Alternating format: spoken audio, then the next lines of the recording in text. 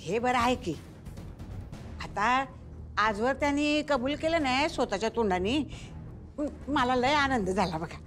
हा ना पुढं काय मग चुका केल्या? हा मग एवढंच नाही अधिपती, मी माझ्या सगळ्या चुका सुधारायचं ठरवलंय आणि म्हणूनच मी भुवनेश्वरीला जे हवं ते द्यायचं ठरवलंय आणि त्याच्या बदल्यात ती मला जे हवं ते करणार आहे असं आमचं ठरलंय। आता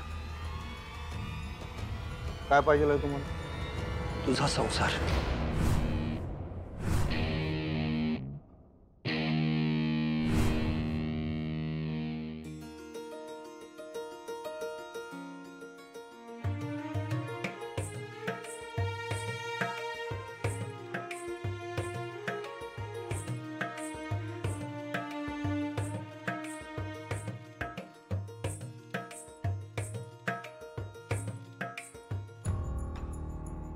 मी काय म्हणते ओमकार, तूच बोल।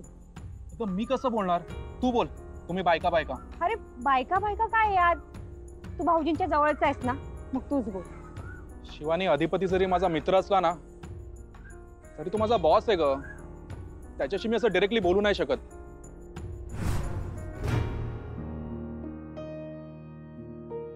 देवा, माझा जो विश्वास आहे तो खरा ठरू दे। माझं प्रेम खरं आहे आणि ते हरणार नाही, मला माहिती आहे।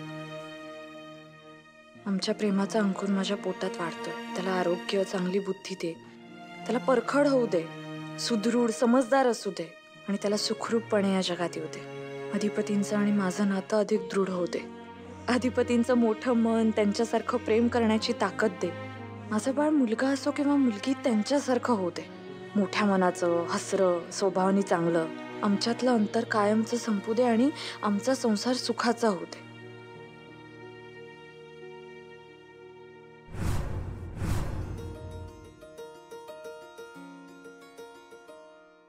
काय आमचा संसार म्हणजे? हा तुमचा संसार झालाच पाहिजे आणि महत्वाचं म्हणजे अक्षरा घरात यायला पाहिजे। हे पाहिजे तुम्हाला?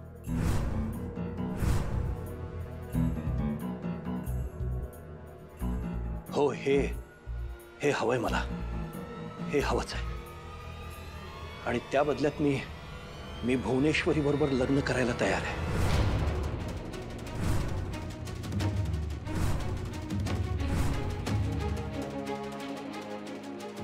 काय म्हणलं तुम्ही? मी लग्न असं ऐकलं। नको, मला सांगायचं त्यांना। वहिनी, तुमच्या दोघांची परवड आता नाही बघवत आहे आम्हाला। वहिनी, तुम्ही ना आमच्या तोंडाला कुलूप लावून ठेवले शपथ घालून। मी समजूच शकते की तुम्हाला ही बातमी तुमच्या तोंडाने तुमच्या नवऱ्याला सांगायची आहे, पण प्रत्येक गोष्टीचं लिमिट असतं ना वहिनी। मान्य आहे मला तुमच्यात खूप पेशन्स आहेत, पण कधी कधी पेशन्स गुण नाहीत दुर्गुण ठरतात वहिनी। तुमच्या बाळासाठी तुम्ही एकत्र येणं गरजेचं आहे, पण तुमच्यातला दुरावा अजून वाढत चाललाय। वहिनी, अधिपतीला ज्या क्षणी कळेल ना तो धावत येईल बघा। माहिती आहे ते भाऊजी, पण माझाच हट्ट आहे की मला आधी गैरसमज दूर करायचे आमच्यातले आणि मग बाळाची बातमी त्यांना सांगायची। अहो पण कधी, अजून किती वेळ? तुम्ही दोघं ना मूर्खासारखे वागताय। भाऊजींचा ठीक आहे, त्यांना माहित नाहीये, पण तुम्हाला माहिती आहे ना त्यांचं मूल तुमच्या पोटात वाढतंय, मग का ताणताय हे सगळं?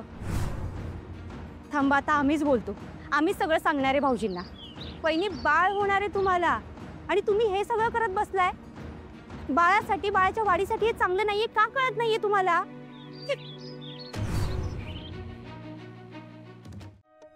अधिपती, माझं ऐकून घे। नाही, असं आटीबिटी घालून लगीन होत नसते आणि संसार जुळत नसतोय, हे मी तुम्हाला सांगायची काही गरज नाही आहे। आता मास्तरीन बाईसनी जर या घरला यायचंच नाही तर त्या परत येण्याची अट घालून कशाला लगीन करता तुम्ही?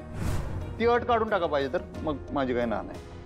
बघा, मास्तरीन बाई या घरात परत येण्याचा आणि तुमच्या दोघांच्या लग्नाचा काही संबंध, मुळात मास्तरीन बाईसनी इथं यायचंच नाही, गोड तिथे पेंड घाते। अरे अधिपती, असं नाही आहे, तुला वाटते तसं नाही आहे। अक्षरा चांगली मुलगी आहे। मी कुठं म्हणलं मग वाईट आहे? मी त्यांच्यासाठी चांगला नाही, आमच्याशी लगीन करून त्यासनी पश्चाताप झालाय, मोठी चूक झाली, गोड चूक झाली त्यांच्या आयुष्यातली। मी त्यांच्यासाठी चांगला नाही, त्या चांगल्याच आहेत की ओरिजिनलमध्ये, आम्ही वाईट आहे। आमच्यासारख्या कमी शिकलेल्या माणसावर त्यांनी लगीन केलं, ती चूक त्यांच्या आता लक्षात आली, पण उशिराच चूक लक्षात येऊच शकते। ती आठ तेवढी काढा, बाकी सोडा, माझं तोंड बंद करतो मी, तुम्ही आठ काढा। अधिपती, अक्षराचं प्रेम आहे तुझ्यावर, एवढं तरी माहिती आहे ना? हां, म्हणताना डिवोर्सची नोटीस दिली आम्हाला. हां, आणि या सगळ्या प्रकरणात आई साहेबांची कशाला फरफट करायला तुम्ही? काय तर आपलं बारक्या पोरावनी हट्ट कर. तुमच्या कसं आहे माहिती आहे का, तुमच्या डोसक्यात जर एखाद्या माणसाची इमेज अशी शिक्का बसला नाही वाईट आहे म्हणून, मरुस्तोर ते काय मिटत नाही. मग तुमच्यासाठी तो माणूस मरुस्तोर वाईटच असतोय. जसं की आमचे आई साहेब. आणि एखादा माणूस जर तुमचा लाडका असेल तर मग ते शेवटपर्यंत लाडकाच, आमच्या मास्तरीन बहिणवानी. काही माणसाच्या मनाचा विचार करायला पाहिजे तुम्ही. ते तुमच्या कवा ध्यानात आलं बी नव्हतं आणि येणार बी नाही. आता मास्तरीन बाईसने आमच्या संघ संसार थाटतच नाही हो, तर काय जबरदस्ती करायची आपण त्यांच्यावर? तुम्ही तर घेता की हात जोडून त्यांच्या घरला गेलता ना उपार, काय झालं आल्या काय ते परत? एवढा आहे तर राहू द्या, त्यांच्या मर्जीनं त्यासनी कुठं राहायचं तिकडे राहू द्या. तुम्ही जर आई साहेबांवर प्रेशर टाकणार आजचीला मास्तरीन बाईसने घराकडे घेऊन यायचं, तर ते काय पटणार नाही बघा आपल्याला. आणि मास्तरीन बाई काय घराकडे येणार नाहीत. अधिपती मला खात्री आहे, एकदा आमचं बरं झालं ना की तुमचंही भलं होईल. अहो काय कुठल्या जगात आहे तुम्ही? हे काय बोलतात? आई साहेब तुम्ही तरी काहीतरी बोला. शांत व्हा अधिपती. तुम्ही म्हणताय त्यात तथ्य आहे, नाही असं नाही.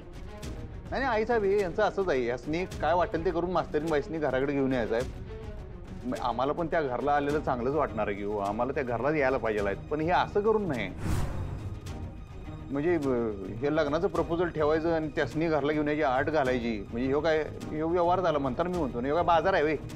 मी तुला कोथिंबीर देतो, तू मला कांदे दे, हे काय उपयोग नाही. ह्याच्यात आई साहेबांचा बळी घालू नका तुम्ही. हे सापळा आहे आई साहेब, तुम्ही लक्षात घ्या.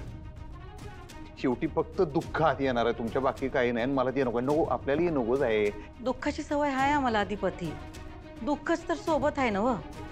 हे आमच्या राज्यात तर काय होणार नाही. आई साहेब तुम्ही सांगा यासनी हे काय घडणार नाही. असं नका बोलू अधिपती.